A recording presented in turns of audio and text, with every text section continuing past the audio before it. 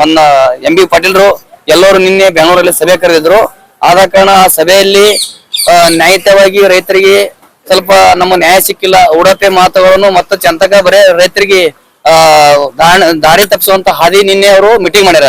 ಹೆಂಗ್ ಮಾಡಿದಾರ ಅಂತಂದ್ರೆ ಮೀಟಿಂಗ್ ಅದು ರೈತ ಪರವಾಗಿ ಮೀಟಿಂಗ್ ಆಗಿಲ್ಲ, ಅವ್ರ ಸ್ವಂತ ಸ್ವಾರ್ಥಿ ಪರ ಮೀಟಿಂಗ್ ಆಗ್ಯದ. ಅದು ಯಾರ ಪರ ಮೀಟಿಂಗ್ ಆಗ್ಯದ ಅಂದ್ರೆ ಫ್ಯಾಕ್ಟ್ರಿ ಮಾಲೀಕರ ಪರ ಮತ್ತು ಮುಖ್ಯಮಂತ್ರಿಗಳ ಪರ, ಮಿನಿಸ್ಟರ್ಗಳ ಪರವಾಗಿ ಅದು ಮೀಟಿಂಗ್ ಆಗ್ಯದ. ಅದು ರೈತ ಪರ ಆಗಿಲ್ಲ. ಯಾಕಂದ್ರೆ ಎಲ್ಲರಿಗೂ ಗೊತ್ತಾಗ್ತದೆ, ಈಗ ಎಲ್ಲರೂ ಶಾಣೆ ಅದಾರ ಈಗ. ಯಾಕಂತಂದ್ರ ಇಲ್ಲಿವರೆಗೆ ನಮ್ಮ ಬೆಳಗಾವಿ ಜಿಲ್ಲೆಯಲ್ಲಿ ಇರ್ತಕ್ಕಂಥ ರೈತ ಪರ ಹೋರಾಟ ಸತತವಾಗಿ 9ನೇ ದಿನ ಕಾಲಿಟ್ಟಿತ್ತು. ಆದ ಕಾರಣ ಚುನ್ನಪ್ಪ ಪೂಜಾರಿ ಅವರಿಗೆ ಒಂದು ಮಾತು ಹೇಳ್ತೇನೆ, ಶ್ರೀಕಾಂತ್ ಗುರುಜರಿಗೆ ಮಾತು ಹೇಳ್ತೀನಿ ಸಭೆ ಮೂಲಕ. ಬಿಜಾಪುರ ಜಿಲ್ಲೆಯಿಂದ ನೀವು ಬಣ್ಣ ಹಚ್ಕೊಂಡ್ರಿ, ಬಣ್ಣ ಹಚ್ಕೊಂಡ ನೀವೇನು ಒಬ್ಬ ಸ್ವಂತ ಮಾಡಿರೋ ಎಲ್ಲ ರೈತ ಪರ ತಗೊಂಡ್ ಮಾಡಿರೋ? ಬರೇ ಬಿಜಾಪುರ ಜಿಲ್ಲೆ ಬಿಟ್ಟು ಬಾಗಲಕೋಟೆ ಜಿಲ್ಲೆ ಬಿಟ್ಟು ಮಾತಾಡ್ತೀರಿ ನೀವು. ರಾಜ್ಯಾಧ್ಯಕ್ಷ ಹೇಳ್ತಿದ್ರಿ ಚುನ್ನಪ್ಪ ಪೂಜಾರಿ ಅವರೇ, ನೀವು ಅಧ್ಯಕ್ಷರು ನಿಮ್ಗೆ ಶೋಭೆ ತರ್ತದ ಅಲ್ಲ. ನೀವು ಒಂದ್ ವೇಳೆ ರೈತ ಪರ ಮುಂದಾಳತವಾಗಿ ನೀವು ರೈತರ ಹೆಸರಲ್ಲಿ ನೀವು ಕೈ ಕೊಟ್ಟು ನಾಟಕ ಮಾಡ್ತೀರಿ. ನಾಟಕ ಇವತ್ತಿನಿಂದ ನಿಲ್ಲಿಸಬೇಕು. ನಿಂದ ಏನಾದ್ರೆ ಸಾಲ ಬಿಟ್ಟು ಮನೆ ಇಟ್ಟು ಬಂದು ಕುಂದ್ರು. ಯಾಕಂದ್ರೆ ನಿನ್ ರಾಜಕೀಯ ಆಸೆ ತೋರ್ಸಾರ ನಿನ್ಗೆ ಯಾರೇ ಏನೇನ್ ಟಿಕೆಟ್ ಕೊಡ್ತಾರ ಆಸೆ ತೋರ್ಸಾರ ನಿನಗ ಚುನ್ನಪ್ಪರೇ. ರಾಜ್ಯಾಧ್ಯಕ್ಷ ಅಂತ ಹೇಳ್ತೀವಿ, ಅದು ಶ್ರೀಕಾಂತ್ ಗುರುಜಿ ಅವರು ಏನೋ ಸ್ವಲ್ಪ ಆಶಯಕ್ಕೆ ಜನ ಇಡದಂಗ್ ಕಾಣ್ತಾರೆ. ಇವರು 3500 ಕೇಳಕ್ಕೆ ಚಂದ್ರ 3300 ಯಾಕೆ ನೀವು ಒಪ್ಕೊಂಡಕ್ಕೆ ಚಂದ್ರ ಬಣ್ಣ ಹಚ್ಕೊಂಡ್ರಿ ಹೇಳ್ರಿ ಮಗ. ಇಲ್ಲಿ ಬಿಜಾಪುರ ಅವ್ರು ಕೂತೀವಿ, ಎಲ್ಲರಿಗೆ ನಮ್ ಜಿಲ್ಲೆಯಲ್ಲಿ ಗಮನಕ್ಕೆ ತಗೊಂಡು ಸಿದ್ದರಾಮಯ್ಯ ಸಾಹೇಬರ ನೇತೃತ್ವದಲ್ಲಿ ವಿಡಿಯೋ ಕಾನ್ಫರೆನ್ಸ್ ಮೂಲಕ ಮಾತಾಡ್ತೀವಿ ಅಂತ ಹೇಳಿದ್ರಿ. ಬಿಜಾಪುರ ಜಿಲ್ಲೆ ಬಿಟ್ಟೆ ಮಾತಾಡ್ತೀರಿ. ಏನ್ ಬಿಜಾಪುರ ಜಿಲ್ಲೆ ರೈತರಲ್ಲ? ಮತ್ತೆ ರಾಜ್ಯಾಧ್ಯಕ್ಷ ಹೇಳ್ತಿ ಬೆಳಗಾವಿ ತಟ್ಟೆ ಹೇಳ್ಕೊಂಡ್ ಕುಂದ್ರಿ ನೀನು. ಬಾಗಲಕೋಟೆ ಬಿಟ್ಟತ್ತೆ. ಬಾಗಲಕೋಟೆ ಎಲ್ಲ ನೀವ್ ಹೇಳ್ತಿದ್ದೆ ಅಂದ್ರ ಎಷ್ಟು ಫ್ಯಾಕ್ಟ್ರಿ ನಮ್ಮ ರಾಜ್ಯದಲ್ಲಿ ಒಟ್ಟು ಫ್ಯಾಕ್ಟ್ರಿ ಮುಖಾಂತರ ನಮ್ಗ ರೈತರು ಅನ್ಯಾಯ ಹೇಳಕತ್ತದ. ನಮ್ಮ ನ್ಯಾಯ ಕೊಡಿಸ ಅಂತ ಹೇಳಿಕೆ ನೀ ಗೊತ್ತಿದಲ್ಲ. ಆದ್ರೆ ನೀವು ಪಕ್ಕ ಗಂಡಸ ಮಗ, ನೀ ಬಪ್ಪರ ಗಂಡಸ ಅಂತ ಹೇಳ್ತಿದ್ದೆ ರೈತರ ಪರವಾಗಿ.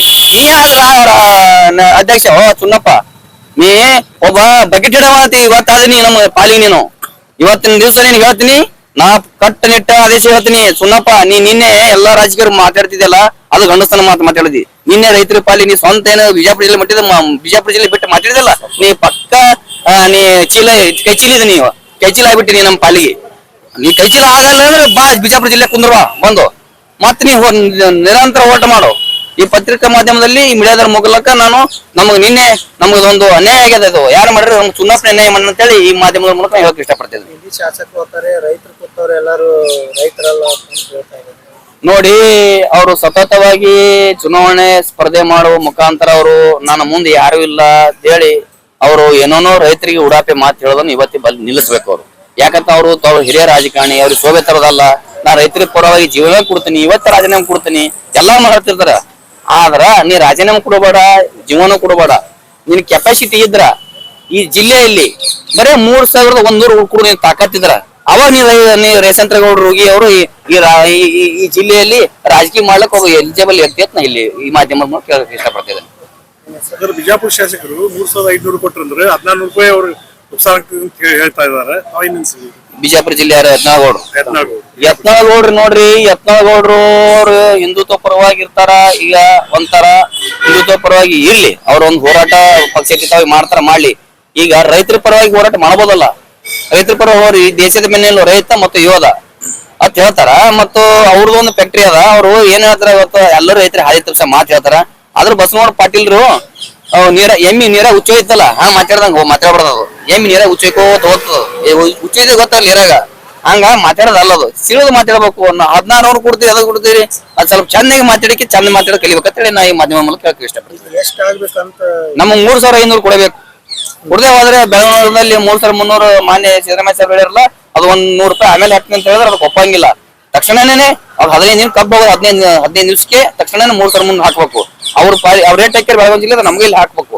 ಇಲ್ಲ ಅಂದ್ರೆ ಹೋರಾಟ ಸ್ವರೂಪ ಬೇರೆ ಬೇರೆ ಚೇಂಜ್ ಆಗ್ತಾವ. ಇವರು ಕೆರೂರು ರಾಜ್ಯ ಕಾರ್ಯದರ್ಶಿ. ನಮಸ್ಕಾರ. Thank you sir. ಗ್ರಾಹಕರ ಸ್ಯಾಟಿಸ್ಫ್ಯಾಕ್ಷನ್ ನಲ್ಲಿ ನಂಬರ್ 1 ತೃಪ್ತಿಕರ ದೈಹಿಕವಾದ ಹುಮ್ನಾಬಾದ್ನ ಎಸ್ವಿ ಟಿವಿಎಸ್ ಶೋರೂಮ್ ನಿಮಗಾಗಿ ತರುತ್ತಿದೆ ಹೊಸ ಮಾಡೆಲ್ಗಳ ಹೊಸ ಬೈಕ್ಗಳು. ಇಲ್ಲಿ ಟಿವಿಎಸ್ ನ ಸ್ಪೇರ್ ಪಾರ್ಟ್ಸ್ ಹಾಗೂ ಸರ್ವಿಸ್ ಕೂಡ ಲಭ್ಯ. ಹಾಗಿದ್ರೆ ತಡೆಯಾಕೆ ಹಿಂದೆ ಭೇಟಿ ನೀಡಿ. ನಾಗಲಕ್ಷ್ಮಿ ದಾಬಾ ಹತ್ತಿರ, ಗುಲ್ಬರ್ಗಾ ರೋಡ್, ಹುಮ್ನಾಬಾದ್. ಹೆಚ್ಚಿನ ಮಾಹಿತಿಗಾಗಿ ಸಂಪರ್ಕಿಸಿ 8494951009.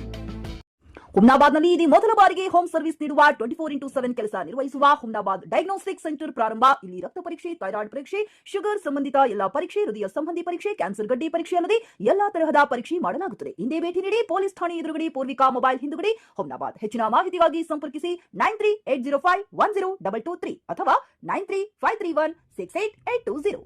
ಹುಮ್ನಾಬಾದ್ನ ಶಿವಚಂದ್ರ ಕಾಲೋನಿ, ಗುಲ್ಬರ್ಗಾ ರೋಡ್ನಲ್ಲಿರುವ ಕಡಾಳಿ ಆಸ್ಪತ್ರೆಯಲ್ಲಿ ಉತ್ತಮ ಸೇವೆ ನೀಡಲಾಗುತ್ತಿದೆ. ಇಲ್ಲಿ ಗರ್ಭಿಣಿ ಹಾರೈಕೆ, ನಾರ್ಮಲ್ ಮತ್ತು ಸಿಸರಿಯನ್ ಹೆರಿಗೆ, ಗರ್ಭಕೋಶ ಸಂಬಂಧಿತ ಶಸ್ತ್ರಚಿಕಿತ್ಸೆ, ಬಂಜೇತನ ಮತ್ತು ಕ್ಯಾನ್ಸರ್ ಸ್ಕ್ರೀನಿಂಗ್, ಎಲುಬು ಕೀಲು ತಜ್ಞರು, ಆಕ್ಸಿಡೆಂಟ್, ಮೂಳೆ ಮುರಿತ, ಬೆನ್ನು ನೋವು ಸರ್ಜನ್ ತಜ್ಞರು, ಅಪೆಂಡಿಕ್ಸ್, ಅರ್ನಿಯಾ, ಹೈಡ್ರೋಸೆಲ್ ಚಿಕಿತ್ಸೆ ನೀಡಲು ವಿಶೇಷ ವೈದ್ಯರು ಲಭ್ಯ. ಎಂದೇ ಸಂಪರ್ಕಿಸಿ 8123213312.